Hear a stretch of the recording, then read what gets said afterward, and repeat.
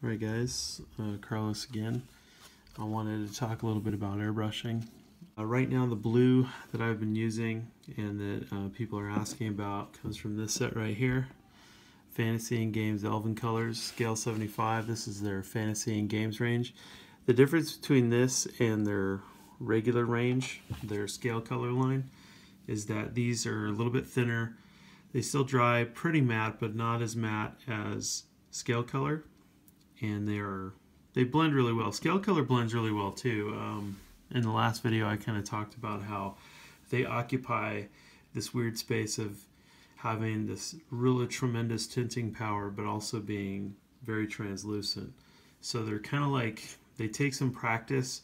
I personally I like the scale color fantasy and game set more because they seem to the consistency is a lot better. I was trying to use the other line and they got real chalky on me all the time, and it didn't really matter what I did. So my airbrush that I normally use is a Badger Patriot for base coats and priming. I also use a Badger Chrome. I don't know where it is right now. And for detail, I use my Iwata custom micron. Now, before you run out and buy one of these, you should probably spend a lot of time airbrushing and really decide that you like it. This airbrush is very expensive, and it's probably a lot more airbrush than I need. I'm not exercising the potential of this brush by any means. It can do a whole lot more than I'm asking it to do. What I do notice though is that I get, it seems to me, and this may be just because of what I've read, but it seems that at low pressure it functions better. That's kind of the purpose of custom microns, is to really give you super fine lines and excellent atomization at low air pressure. And because sometimes I do like to go in and I do like to do like a shade or kind of a tighter highlight on like a knee pad or a shoulder, I feel like the custom micron helps with that. But I wouldn't say that you need one by any means, and there's much better airbrushers out there that do not probably use this, like Next Level Painting. He's an incredible airbrusher, and he uses an Iwata Eclipse. He's like, he's very accomplished with that, so I don't really think you need one. I like it. It's my favorite airbrush, but I don't think it's a necessity. So when you go in and you're doing your base coats, part of what, for example, on this figure, this is the Ancient. Part of the reason that these are so bright up here on the shoulders, there it is, kind of doing it through the viewfinder. So part of the reason that the shoulders are so bright and that this is so bright is because I've gone in with the base color. I think for this one I used this Holder Blue, which is, it's called Holder Blue, but that's actually just another word for navy blue. Innsmouth Blue, I'm not really sure what kind of blue that would be. And well, I thought I was using Geraldine Turquoise, but I guess I was using Amarth Blue. There it is. So these three colors form the foundation of the blue that is on this Ultramarine.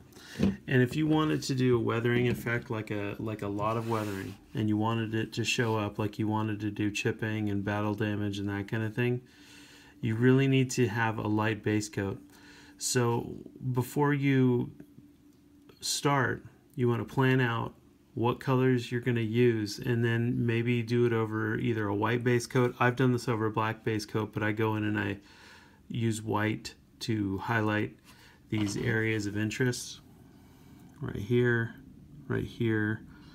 The helmet was actually pure black, but I was going to paint it white, so there's no real need to highlight that with white. I hit the front of the gorget with white. And with the banner, I've kind of done the same thing. So if you look at the banner, I kind of coated it pretty well, and I've also used oil paint to sort of emphasize some shadows. But what I mostly did is I highlighted the center area, the top of the banner up here, kind of going up in an outward direction. And I'm not, like I said, I'm not great with the airbrush, so I just I try to do my best, and then if I don't necessarily hit what I want to, I come back in with the paintbrush and I fix it. And on the back, the same. And this is in sub-assembly, so the banner was a sub-assembly, and it's huge. It's like a character all by itself, so I probably should have started with a banner. Same thing with a backpack. You can see this is an area of interest. I've decided to spot highlight this with white. So when you're going to do a lot of weathering, and you're going to be darkening it up, and you're going to be adding oil washes, and you're going to be doing dirt washes, and you're going to be doing all that, you're going to be doing chipping.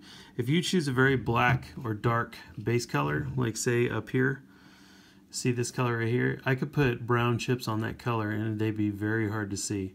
So one of the reasons that we go with a very light base coat, lighter than we think we should, is so that we can really emphasize and display our weathering skills, because the weathering is going to darken it up and it's going to make it grubby and nasty depending on which color you pick. Look at that. I haven't done a ton of weathering on the gun. The gun is probably going to be mostly one of the newer pieces on this guy's armor. I can't really say that I did that for any, cohesive or narrative reason on this miniature. It seems like the gun wouldn't be as beaten up. I mean, the guns are, I don't know if each Marine is issued a gun or they're kind of interchangeable, like they're going out of the hangar bay or the drop pod and everybody grabs their own gun. I'm not as savvy on the lore as some other people. So anyhow, that's a little bit of an explanation of how I do it. And if you're on the fence about getting an airbrush, just remember that an airbrush is it's going to take a long time to learn how to use it effectively, and cleaning it is essential. So, but it's definitely worth it. It's absolutely worth it. For me, it's a huge time saver, and I get nice blends that would be difficult or impossible to achieve with a paintbrush. Thanks for watching, guys. Like, comment, subscribe, and I'll see you in the next one.